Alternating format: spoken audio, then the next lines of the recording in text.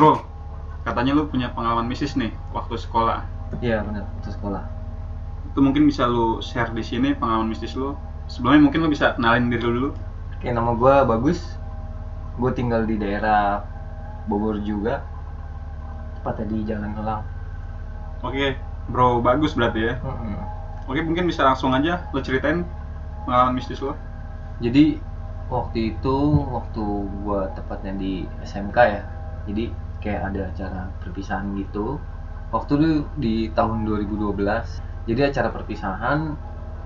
Terus di kelas gue itu sekitar ada 28 orang. Nah, jadi waktu itu tuh yang ikut itu hanya sekitar 15 orang. Oh, nggak semua ikut lu? Enggak, karena waktu itu di zaman itu kan untuk urusan izin tuh susah tuh. Apalagi kita nginep kan di sana tuh 2 hari 1 malam. Oh, ada yang nggak boleh berarti sama orang Iya, tuanya. jadi kayak ada yang terkendala lah masalah izin kayak gitu. Nah, gue berangkat itu sekitar 2 mobil dari sini. Jadi nggak ada orang lain yang ikut, cuman memang kelasan gue doang. Yang nyupir pun karena udah ada SIM juga kan, jadinya pada bawa mobil. Nah, gue berangkat ke sana itu kayak biasa kan, namanya jalan-jalan, senang-senang lah. Perjalanan agak lama tuh, Berangkat dari pagi berarti ya? pagi, hampir subuh kayaknya, hampir subuh. Karena anak sekolah kan lama tuh packingannya, belum ada yang ngaret, ada yang apa. Jadi gue berangkat subuh. Gue lupa sih di jam berapanya, cuman subuhan lah. Gue perjalanan ke sana tuh sekitar hampir 4-5 jam. Oh, cukup jauh juga berarti ya? Iya, karena waktu sekolah gue nyari yang paling murah. Nah, dapetlah di situ dengan fasilitas yang ada. Jadi dari jalan utama itu memang agak jauh masuknya, kayak hutan-hutan gitu sih. Oh, Heeh. jadi murah karena dia jauh dari akses jalan ya? Iya. Dan villanya lumayan gede luasnya, tapi gedungnya ya nggak gede-gede amat lah.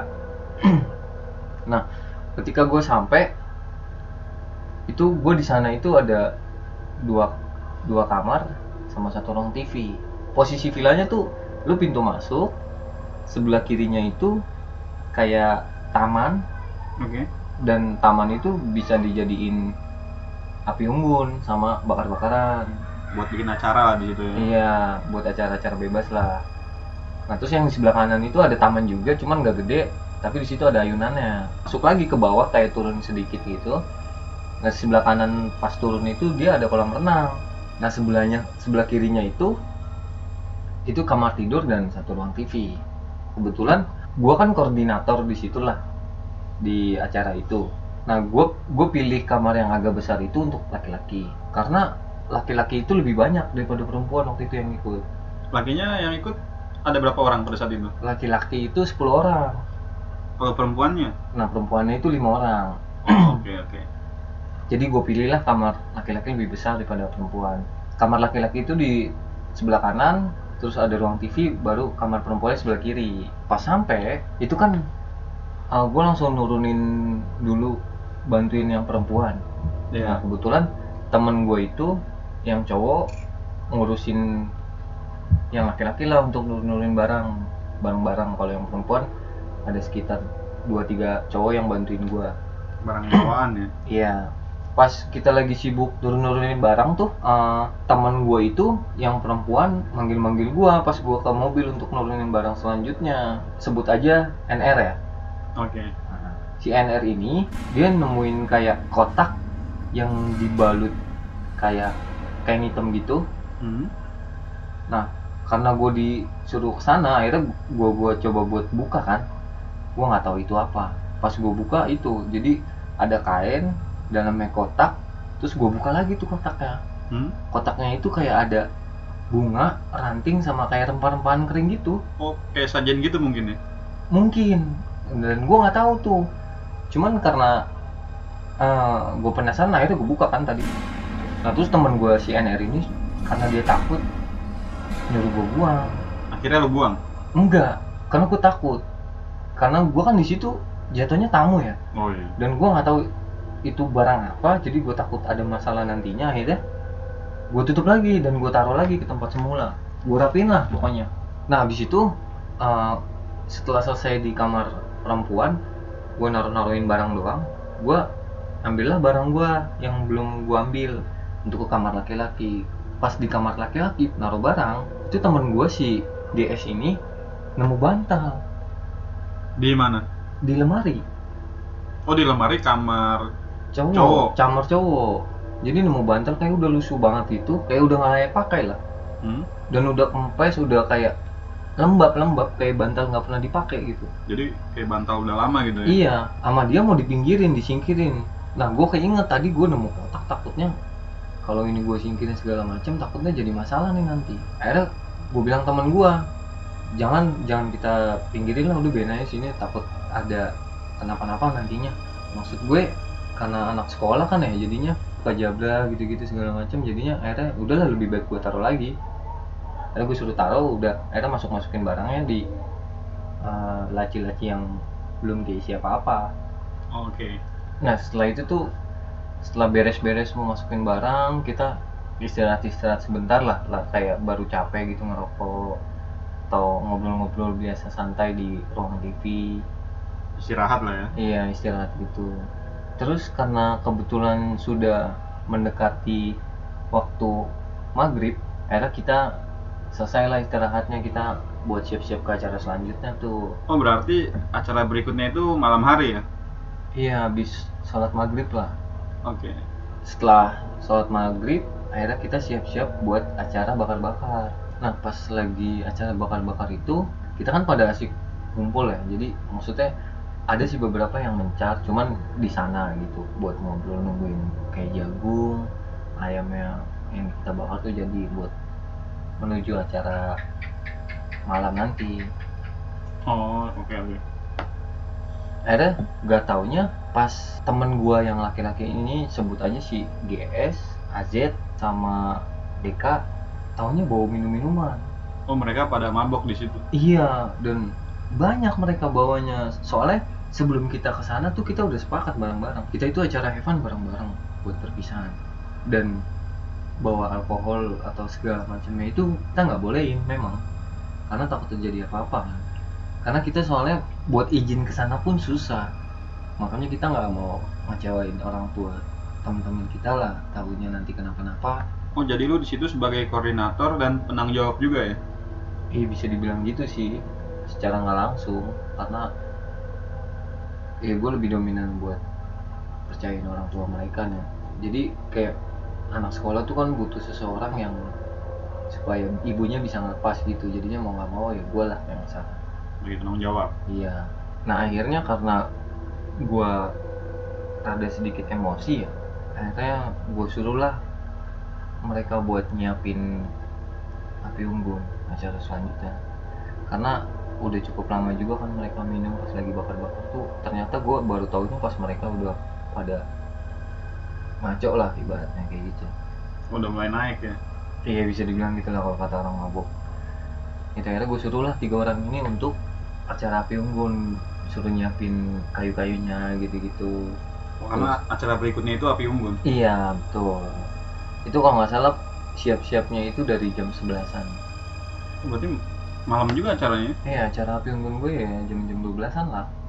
Akhirnya gue suruh mereka untuk buat api unggun 3 orang ini nih. Nah pas mereka udah mulai jalan ngambil kayu, siap-siapin gitu, gue buang minumannya tuh, karena biar nggak makin parah kan. Nah habis gue buang tuh, gue bersih-bersihin lokasi yang akan dipakai buat api unggun itu pas lagi bakar-bakar. Karena pas bakar-bakar kan satu lokasi sama api unggun. Akhirnya gue bersihin lah sama temen-temen gue yang lain. Terus setelah api unggun siap, mulailah acara puncaknya tuh, acara api unggun.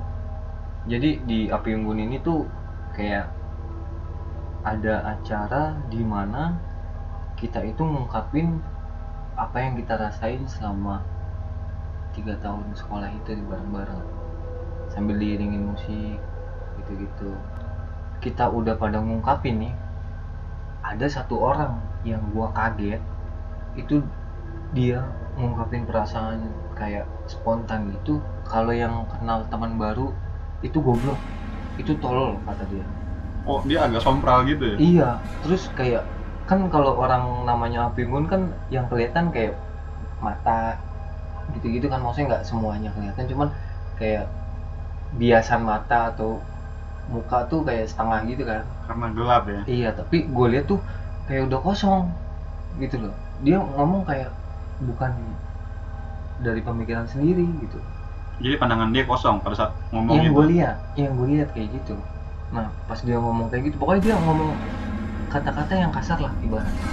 Kayak untuk nyinggung orang-orang baru di sekitar situ. Gue nggak tahu maksudnya apa. Setelah itu kan gue mikirnya kalau ya udahlah, mungkin emang cuman ucapan aja gitu-gitu. Udah acara api unggun selesai nih, kita kan eh, nunggu sampai padam kan, biasanya ada yang ngerokok dulu di situ segala macem, ambil cemilan, minuman kayak Coca-Cola gitu-gitu lah ibaratnya. Ngobrol santai lah.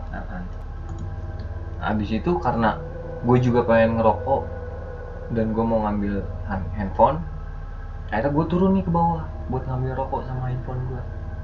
Jadi di api unggun itu masih ada teman-teman gue di situ lagi pada ngobrol. Gue turun sendiri. Nah pas gue udah ngambil rokok tuh, gue ngerokok di area dekat kolam renang tapi yang bagian pojok sononya. Oh, yang di taman lu bilang ada ayunan tadi. Bukan, itu kan di atas. Nah gue agak sononya lagi, di bawah lah pokoknya. Kalau ayunan kan ada di atas gitu ya. Nah pas gue ngerokok di situ lagi asik lah nyantai gitu, tiba-tiba gue dengar teriakan dari teman gue, teriak kalau NR mau kemana lu. Terus gue dengar juga NR itu nyaut, tapi sebelumnya kayak dia nggak peduliin tuh omongan dari teman gue ini yang teriak nanya NR lu mau kemana. Nah abis itu di NR ini nyaut kalau aku mau ke pohon sana, aku nggak boleh di sini katanya. Nah gue kaget dong karena teman gue ada yang teriak kayak gitu, dan si NR ini jawabnya juga aneh. Terus teman-teman gue pada datang tuh, akhirnya pada narik si NR, karena yang gue lihat tuh NR kayak pengen nyemplung atau kemana, gue nggak ngerti, karena di situ kan adanya kayak kolam renang sama pohon gitu doang. Akhirnya teman gue tuh pada narik ke dalam dan dia sempat berontak untuk lepasin gitu.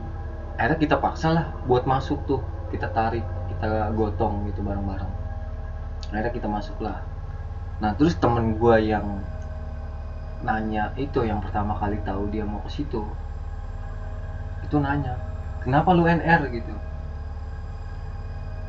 ditanya-tanya terus pokoknya terus kayak masih berontak aja gitu. Teman gue berusaha yang lain yang megangin segala macam, sampai teman gue tuh ada yang nyubit sampai biru kayak darah beku gitu. Nah terus teman gue ada satu lagi yang megang dia, terus kayak langsung kehentak gitu. Oh, kayak mental gitu ya? Iya, kayaknya sih kayak, soalnya pas temen gue yang nanya ini, dia bilang kenapa lu kok mental, dia bilang gitu. Terus temen gue yang satu lagi bilang gue kayak panas gitu pas gue pegang, kata dia gitu. Jadi dia megangin, terus dia kayak mental gitu Karena panas. Iya.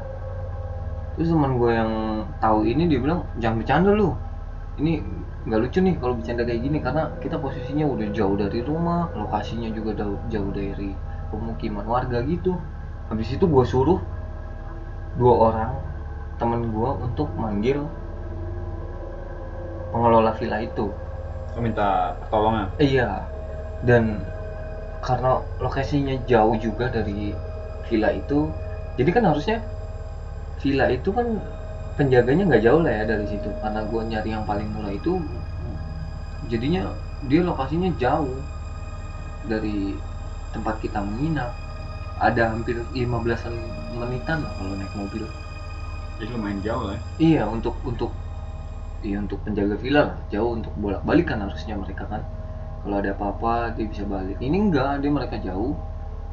Akhirnya gue suruh teman gue naik mobil lah, akhirnya dijemput ke sana. Gue balik lagi dong ke teman gue, ke tempat teman gue yang lagi megangin si NR ini.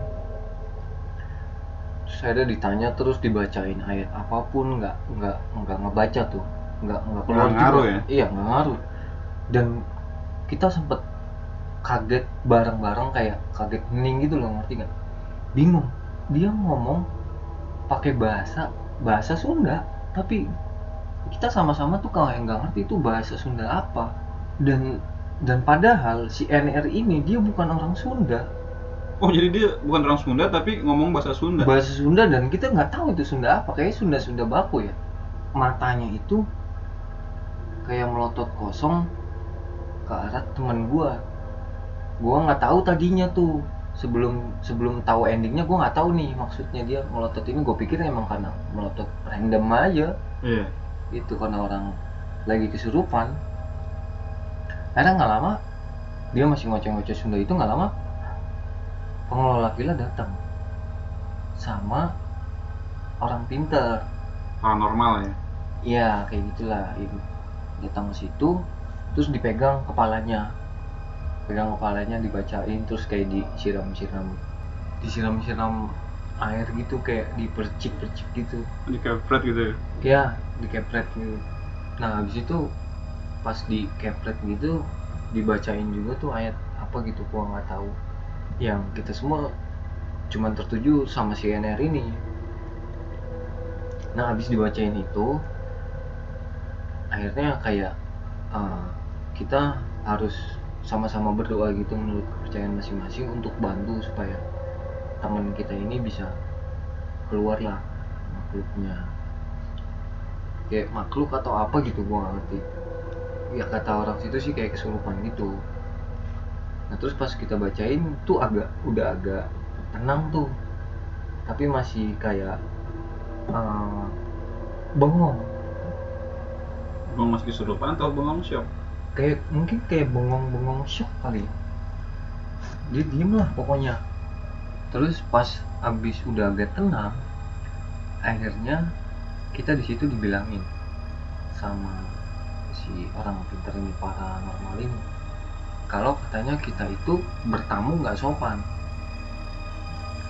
Nah pas dijelasin lagi, gue kayak sempet keinget gitu, gue nemu kotak ini apa mungkin gara-gara gue buka ya. Terus kata paranormal ini, ada nggak barang-barang yang lu pindahin atau lu ibaratnya pindah dari tempat semestinya? Gue udah inget banget tuh jadinya. Oh iya kotak. Akhirnya gue ngomong, oh iya Pak, saya nemuin kotak di situ. Saya pikir apa, makanya saya buka, tapi udah saya kembaliin lagi ke tempat semestinya gitu. Terus akhirnya dicek lah sama tukang villa itu. Gue nggak tahu, dia tiba-tiba ngecek aja ke situ, terus dia langsung loncat ke kamar berikutnya. Pindah ke kamar berikutnya. Iya, yang kamar laki-laki itu. Oh, yang kata lu ada bantal itu tadi. Mungkin tadinya gue nggak tahu kan, terus pas bener nggak taunya pas dia pindah itu ngecek, nanya kayak ngomong bahasa Sunda gitu, yang artinya tuh gue sempet nangkep bantal di sini dikemanain. Oh. Nah dan gue sempet kayak kayak langsung arah ke teman gue si guys ini, tapi gue belum sempet ngomong, karena gue nggak tahu itu siapa yang mindahin. Tiba-tiba nggak ada soalnya di situ, kita ngecek, tukang villanya tuh marah yang pakai bahasa Sunda yang pokoknya kayak gimana lah, marah-marah banget Kayak marah deh. Iya, marahnya kayak marah gimana ya, kayak dia kehilangan barang yang memang sakral menurut gua sih. Akhirnya kita dikumpulin jadi satu di situ pada malam itu sekitar pukul 2-3an. Kita dikumpulin, kita ngobrol gitu, gimana baiknya gini-gini. Akhirnya dicek lah sekeliling tuh, ada bantalnya, kayak ada bekas bantal kebakar yang belum seluruhnya kebakar gitu. Itu ditemuinnya di mana tuh? Di Api Unggun. Di Api Unggun. Iya. Kita tanya dong teman gue yang 15 itu, siapa nih yang mindahin? Gak ada yang ngaku.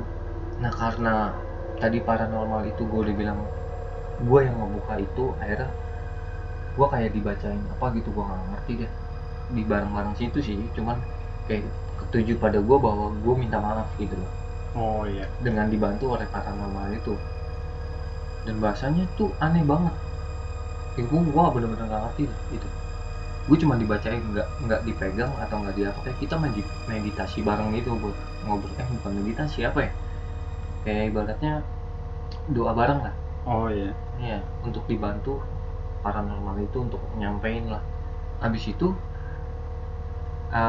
udah selesai kita doa buat yang bantuin gue itu, masih nggak ada yang ngaku dong bantal itu siapa yang bakar. Akhirnya tukang villa itu di situ juga dia bilang, dia kayak buat apa ya, jujur gitu loh, itu nih ini benda sakral dua ini yang di sini gitu. Kenapa? Kita nanya dong, kenapa pak? Karena kan harusnya orang kalau villa itu kan walaupun ada benda sakral mereka harusnya mindahin dong ya, atau ditaruh di tempat yang nggak bakalan bisa diusik orang gitu loh. Maksudnya kita kan orang baru ya, kita juga nggak tahu sebenarnya kenapa itu bisa ada di situ dan nggak boleh dipindahin, kita nggak tahu awalnya. Terus akhirnya dia, tukang villa itu bilang kalau jadi bantal ini itu peninggalan orang pertama yang mendiami rumah itu. Oh jadi sebelum villa itu sempat jadi rumah tinggal. Iya, jadi rumah itu dan pokoknya jadi dia cerita itu kalau dulu ada kayak anak muda gitu di situ sakit-sakitan dan sampai ya dari kecil gitu dia sakit-sakitan, yang sakit-sakitannya aneh gitu, kayak dibuat orang atau gimana gue nggak ngerti ya. Dia nggak cerita pas itu, cuman intinya dia bilang kalau sakit dan ketika mau meninggal itu dia bilang kalau apa sih namanya, kalau ibaratnya orang mau meninggal tuh bilang kalau itu nggak boleh dipindahin. Oh semacam wasiat gitu ya? Iya, kayak wasiat gitu. Dia bilang kalau bantal ini jangan sampai keluar dari kamar ini, dan dia begitu, makanya ditaruhlah di tempat lemari itu gitu. Terus karena udah terlanjur kebakar, terus pas yang nemuin tuh kita doang tuh yang bantal kebakar orang villa, dan itunya nggak tahu kalau bantal itu dibakar ternyata. Dan kita nggak pernah bilang itu, kita cuma bilang kalau nggak ada yang mindahin. Jadi pas udah di situ teman gue tuh ngumpetin lagi itunya supaya nggak ngilangin jejak lah. Habis itu karena sudah agak adem, akhirnya kita berdoa lagi buat minta maaf segala macam, dibantu paranormal itu. Udah menjelang jam-jam 4-an ya, akhirnya kita istirahat. Di situ kita istirahat, dan istirahatnya itu kita di ruang TV, semuanya ngumpul di situ jadi satu karena udah tegang, jadi nggak ada yang di kamar masing-masing. Mungkin udah pada parno semua ya? Iya, karena kejadian itu akhirnya kita ngumpul lah di tempat itu. Dan keesokan harinya temen gue tuh kayak dia naruh barang, tapi barang ini pindah gitu loh. Gue nggak tahu itu benar atau enggak, cuman kan ada 2-3 orang yang lupa begitu naruh barang. Iya. Kayak pindah gitu pokoknya barangnya. Cuman ya udahlah, sementara barang itu ada kan, ambil packing, kita pulang lah akhirnya ke rumah masing-masing. Jadi si pembakar itu siapa? Dan kondisi CNR setelah itu bagaimana dia? Oh jadi dia sakit-sakitan sekarang?